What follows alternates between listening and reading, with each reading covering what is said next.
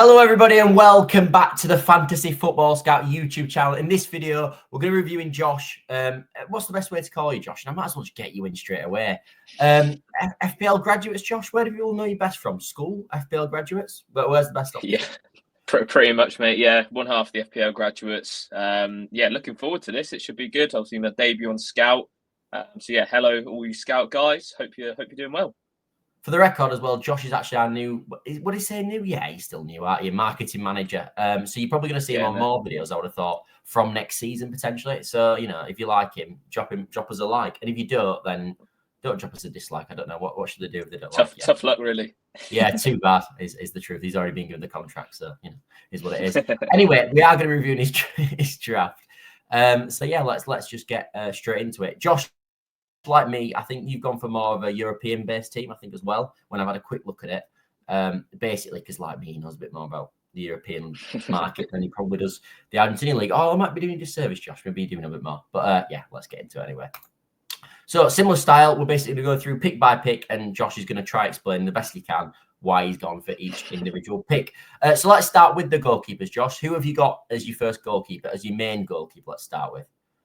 Yeah, the main goalkeeper, I've got Perrin from Juventus. I played a bit of UCL last season, just sort of quite casually, like this will be for me, to be honest. I'm not too engaged with this sort of format unless it's like the international tournaments. So yeah, he was decent in that format, and obviously he's really cheap. I think the fixtures as well for Juve is quite decent. So yeah, he goes in as sort of that main goalkeeper at the minute. Yeah, I also have Perrin in mind. I think the only thing with it is apparently I was looking into it. And apparently he's on loan this year at Juventus, if I'm right, or something. Oh, and really? His contract might, or whatever, his contract might expire before the Club World Cup. So they think it's going to extend, but it might not. So that's just something to bear in mind for that. How about your second goalkeeper? Is it just a budget 4 million? Yes, it's Armani from River Plate, I believe. So yeah, again, I think doing the rounds on X with a lot of the guys on there, like really reliable in terms of info. He seems like one of the better sort of £4 million picks. I'm sure he'd be quite highly owned going into it. All right, okay, that's yeah. We're basically the same keepers there, but yeah, I think he's got a lot of clean sheets on it for River Plate this season. Yeah. Defense. Anyway, let's move on to the defense then. Starting with your sort of more premium assets, who have you gone with? Yeah, I've gone with Denzel Dumfries as the first one. Obviously, in UCL format, he's a joke, especially in those Barca games where he was getting attack and returns everywhere. So, yeah, hopefully he can carry that forward to the Club World Cup. Second one is Jordi Alba from Inter Miami. I know their fixtures aren't great, but he's sort of like a first fixture kind of guy, and then I can see what to do sort of after that. So yeah, he should be an interesting one. I think I am tempted to play my 12th man in game week 1, which I've seen a few people think about. So again, maybe go to potentially Messi with him. Chalobah is another one from Chelsea. He again just trying to get some Chelsea coverage. The fixtures for Chelsea look quite good. I think the issue with them might be the rotation. I'm not sure what you think about that. Yeah, I think with Chelsea, and I think this is something to potentially bear in mind with a lot of the big teams. Like on my draft, for example, I'm not quite sure how yours is going to develop, but I have a lot of sort of Bayern Munich in that first game against Auckland, say, and like, are they is Harry Kane going to play, for example? So he's currently had my armband. I'm not sure if that's the same way you will probably get onto that. I'm going to try and not ruin it like I did with mine a bit, but in terms of the next picks coming up. But yeah, no, I think that's something to bear in mind. And as you said, with Chelsea defense as well. They have obviously got tons of defenders that could play, but I do agree. I think Chalobah's not a bad option out of all of them, really. I think Cucurella potentially, but he's a bit more expensive. I think he's up at like 5.8 million. Cucurella, I think he is. Yeah, he is. Yeah, he's a little bit more pricey, isn't he? But yeah, ideal world, you'd get someone a little bit more attacking. But like, even in the Premier League, we saw quite a bit of rotation, especially at right back, with obviously James not being able to play the most minutes. And then Cucurella would be great, but like you say, yeah, it's probably the price. But saying that, I do have quite a bit of budget left, so maybe I could get the upgrade going. Okay, let's move on to your fourth defender then. Who are we going with here? Yeah, I've gone for Ryerson from Borussia Dortmund. Again, I think fixtures-wise, they're one of the best over the group stage. So more longevity with this pick with, the likes of Alba, who are going to be quite short-term. So yeah, hoping he can stay in there. And then the final defender, I think everyone owns him at the minute, is that Francisco Moura from Porto. Seems like they've really done a disservice to those Porto assets. So yeah, I expect to see him in a lot of drafts. He's 12% selected already. So by the time the tournament starts, maybe like 25, 30%. Yeah, no, he seems to be like a bit of a gem, doesn't he? Like people have sort of discovered, and it's the same with a few other of the Porto assets, of course, as well. I'm sure you've got a few more further in your draft. They just seem like an absolute bargain. But I think it depends. What are you expecting in terms of like Porto versus the rest of the sort of let's have a look at the group exactly. They've got Palmeiras. How are you expecting Porto to be an Inter Miami? So are you expecting Porto to win them games then? You're thinking actually just the power of the European teams should come through, or are you thinking actually they look quite tricky on paper, or are you truthfully not that sure? I think, well, the Palmeiras game in particular could be tricky, but I think in general, Porto themselves are a decent side. Like they're a good European, I'd say like Europa League kind of style side. I remember United faced them in the Europa League, put up a good fight there. So it will be interesting again. It could be some rotation from their normal team, like we said about Chelsea and pretty much everyone in this tournament. So it'll be interesting to see. But for me, I think going into those games, well, all three of those games, similar to the Borussia Dortmund picks, I think you could be fairly happy with maybe 2 returns over the 3, something like that from most of these Porto assets. Yeah, no, and as you said, for the price points that you get in these players for as well, they just seem like just too good to miss out on, really. All right, okay. Let's move into the midfield then. Who is your first midfielder? Yeah, the main man to kick it off, we'll go with Cole Palmer. Again, quite worried about the rotation, but fixtures wise, look really good. Chelsea, and obviously, yeah, to be honest, I expect Chelsea to try and go and win it. The money that's available, I think, is a huge incentive for these teams. So when we're talking about rotation, I still think that there's going to be a lot of strong teams put out there. They're going to want to win this sort of prize. So we're talking like UCL money, which is crazy for like an off-season tournament. So yeah, he's in there, and I think captaincy-wise, you could even argue he's captainable for all 3 match days, which is really, really good. So yeah, look forward to seeing how Chelsea do in this tournament. Yeah, no, I think that's something to bear in mind. The only slight worry I've got is if Chelsea win the first 2, which I think we probably both expect that they will. What I think rotation then really seriously could sort of occur in that third game as well. Because even a rotated side, as we talked about, should surely be Tuna. If that how you say it, Tuna. I have no idea. Tunis. There's an S on the end. I can't. It's too far back from me. It's too small. Yeah, Tunis. Do we know anything about Tunis? Probably not. But anyway, let's move on to your second midfielder then. Yeah, second midfielder. We discussed him beforehand. It's Ousmane Dembele. Again, it'll be interesting because the first fixture for them is Atletico Madrid, which you could definitely argue is a way harder fixture than a lot of these guys so far. But obviously, with the way that PSG are playing, I just think you need some form of PSG coverage, and obviously, especially in the UCL format, a lot of us will know who's sort of the better picks in the PSG team at the moment. And I think he's definitely someone who you can rely on for captaincy. Even against Atletico Madrid, I'd still back PSG to win that game. So yeah, it should be an interesting one to see how they do in this tournament. Yeah, no, I think that's something to be interesting. And I think Nasser Al-Khelaifi, obviously speaking after the Champions League final as well, did mention that sort of one of their main objectives, obviously after winning the Champions League, was to go on and win the Club World Cup. So that would indicate surely that they're going to take it strong and play a strong team. And to be honest, against Atletico Madrid in the first game, they're probably going to have to take it strong, aren't they? Anyway, so yeah, I quite like the pick. Although, as you said, they have got Atletico, who's probably one of the harder teams that probably all these players have played in the first game for sure. Yeah, third midfielder then, Michael Olise from Bayern Munich. I think, like you discussed, obviously, I think in your draft you had 3. I've only got the 2 personally, but I definitely would be against going against the third. I think, the fixtures there for Bayern are great. Olise's had a really good first season there at Bayern, and it's just a no-brainer. I think Auckland are either the lowest ranked or the second lowest ranked team in the tournament. So, we're talking, captaincy options there. There's something like 1 to 1,000 to 1, I think, to win the tournament. So, and I think that's not bad odds, to be fair. Have a little pick. Auckland, here we go. To be fair, I don't have a dog in the fight for the Club World Cup. You spot obviously Man United do it as well, so you're dog in the fight. Is there anyone that you're looking out for, or are you just sort of playing watching as a complete neutral, except obviously for your fantasy team? Yeah, I think I am quite neutral. Obviously, I watch the Prem teams with a closer eye just in terms of the pre-season build-up.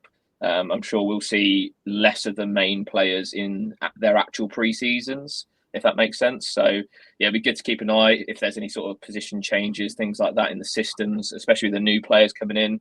Obviously, City are wrapping up a few deals, so they'll be the main focus. But overall, I think it should be an interesting tournament. It's like a mini UCL, I guess you could say, with a few other teams thrown in. No, yeah, for sure. I agree. I think that, to be honest, part of me, I don't know if this is the same with you as a Man United fan, but obviously I'm a Leeds fan, but I almost don't want to. I think it'd be bad if English teams win it because the money that comes with it means that they're going to be such a powerhouse in terms of the window. I almost don't. It'd be easy, I think, if like a Inter Miami won it or something like that. I don't think they will, but I think someone that obviously isn't going to be massively affected. Obviously, Man United, you'll be fighting with these teams next year, the likes of Chelsea and stuff. You'd be hoping probably to get back in the top. Or are you hoping back into the top 5 next year? I don't know. But how is it? Are we looking like the top 8? I don't know. We'll start with the top 10. That'll be a good turnaround. We'll start, yeah, top 10. But even so, there's some like, you'd hope that you sort of trying to compete again with the likes of Chelsea and stuff. So them getting an extra 100 million, obviously, wouldn't be too ideal. Especially with you missing out on the Europa League as well to Spurs. God, there's a lot of shots coming in here, mate. Anyway, moving on to the fourth midfielder. Who are you going with there? Yeah, fourth midfielder, we're going with, I'm going to butcher his name, Mastantuono, the Argentine wonder kid, basically, who could be on his way to PSG. We were discussing this sort of pre-recording. I said to Scott that I'm quite worried that maybe he could be off to PSG before the tournament starts. It seems quite advanced from what Fabrizio is saying in terms of the deal. So, yeah, for me, it's going to be an interesting one. Obviously, numbers-wise, he's done really well over there, for considering his age. He's only 17 years old. So, yeah, a bit of like a sort of a wonder kid pick. It'd be cool if they sort of added that into the point system that's already quite new and different this year. But, yeah, he should be interesting. Obviously, 4.3 million as well. He super saves your budget. So, yeah, he's the fourth midfielder whenever Scott can find him in the long list of midfielders. Well, on my screen, yeah, half of the name is not on, which is slightly annoying, but I will find him. Come on, where are you? There he is. There he is. You've done it. Well done, mate. Thank you, mate. I worked hard on that, so I'm glad we got there in the end. Anyway, moving on to the fifth midfielder. Who is your final one? Yeah, to wrap it up, we've got someone from Al Hilal who are obviously really busy in the market, so we have to wait and see if any sort of moves impact his minutes. But it's Al Dasari. Just judging from his data last season, he's got a lot of goal involvements, and it's quite talismanic almost for that Al Hilal team outside of the big European names that we all can latch onto, like Mitrovic, for example. So yeah, he's the first player. He's got Real Madrid in the first game, Salzburg second, Pachuca in the third. So yeah, obviously Real Madrid. He's a bit of a budget player, just when I'm looking for the price. yeah, 5.6 million, mate. If you're struggling, but yeah, I think he's I think he could be a decent pick and like a differential as well. Obviously, the differentials are scoring more points this year, in this game. So yeah, he could be interesting. He's 10% at the moment, so he's on that threshold of like potentially going over. So we'll have to keep an eye on that sort of differential ownership. I've made this difficult for myself, but I think no. I think you went past him, to be fair, but yeah, he's a good little option. Somehow I think you can see it better than me. Where is he? Al Dasari is his name, and he's 5.6. He's 5.6. Probably best. Al Hilal. He's are you in forwards? I think you're in forwards now. Is that the issue? Oh, that's the issue. There you go. Salem A. It's like near the top. Second one. Boom. We've found him. Well, what I mean is Josh found him. This seemed a really good idea on paper, but it's becoming quite the issue. Anyway, it should be easier with the forwards because there's not as many of them. But yeah, let's start with you first forward anyway, Josh. Yeah, so to be honest, I'm tossing and turning between a couple of them. I think the Haaland versus Kane one is going to be interesting. Like I mentioned, I have quite a lot of budget, so I could potentially go both, but I quite like my budget options outside of them. So at the moment, I do have Kane, just for the sheer fact that we said Auckland are the worst team in the tournament. So yeah, we'll see how it goes. He does have my armband as well at the moment. I'm not sure what your thoughts are on that Bayern team. Do you reckon they'll sort of rotate? I think they could play anyone against that Auckland team, right? Yeah, well, that is the sort of concern. Now, Harry Kane notoriously just wants to play every minute of every game. We saw this when he was at Spurs. I think we've continued to see that sort of at Bayern as well. I think that's something you have to sort of hope that he's going to play. I think he will. I do think he will play because I think the aim of the European teams will be to win early, and then obviously it's in the last game to sort of rotate. However, with the Bayern Munich group, of course, they've got Benfica final game, so they probably can't rotate as strong there. So this might be a really good group in terms of Benfica beat Boca and Auckland, and so do Bayern Munich. And then obviously in the final game they have a shootout for the winners of the group. So that could happen in that group. I think other groups you're looking at sort of. Sorry, my hay fever's killing me. But you're looking at sort of, I think, the where they're going to rotate the third game, really. Anyway, moving on to the second forward then, Josh. Yeah, we've got, keeping with that Dortmund theme, as I mentioned earlier, we've got Girassi. Again, UCL format, he's done really, really well. So, yeah, I expect goals to be had in those games. Again, I don't expect anyone really to be challenging him too much for his minutes. So, yeah, hoping that we can get some good points for him. The only issue is obviously he's not really that differential, but it's going to be, I think, quite difficult to, hop on someone as good as him at that sort of differential ownership. And then your final player, I think you might be going with the same player with me here. Does he play for Porto? He does indeed, man. Oh, it's Samu. I'm going to call him Samu just because I have no idea how to pronounce his surname. But yeah, I've seen him quite a bit last season. He obviously scored a lot of goals in Liga NOS, and he was very good against Man United in Europa League. So, 7% ownership is really good, and that's why I'm tempted to, like I said at the start, to keep him in over a Haaland just for the potential differential points, because I really do feel like this Porto team could win quite convincingly in their games. So, yeah, he's in there at the moment. I think for me, he's probably the best Porto cheap option, just from the caliber of striker that he is. He's linked with a lot of European clubs, well, bigger European clubs, should I say, in January. So, yeah, I really like him as an asset, and at that price point, it's an absolute no-brainer. Am I right in saying he scored a brace against Man United in the Europa League? Yeah, it was that 3-3 game when Maguire scored the header, Bruno got sent off. It was a bit mental, that one. Yeah, it was. It was quite like a lot of your games this season. Sort of yeah. Never easy, is it? Performance, and just a chaos, a bit of it. Yeah. Who was in charge? It was still Ten Hag at that point. Yeah, still Ten Hag. It was like a must-win. So obviously he drew. So that is your team. And if you had to captain anyway, I can't go yet because we're not actually signing to any accounts. I can't add a captain. But if you were to add a captain, who would it be? Harry Kane? Yeah, like I said, Harry Kane.